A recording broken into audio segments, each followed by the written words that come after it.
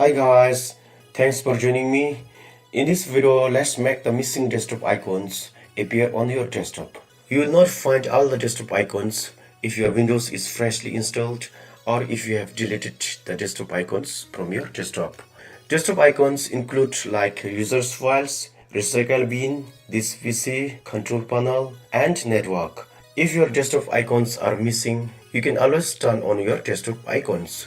Just right click on your desktop and click on personalize. Then click on themes and go down to desktop icon settings. Now choose your desktop icons you want and click OK. That's it guys. Thank you so much and bye bye. Until next time.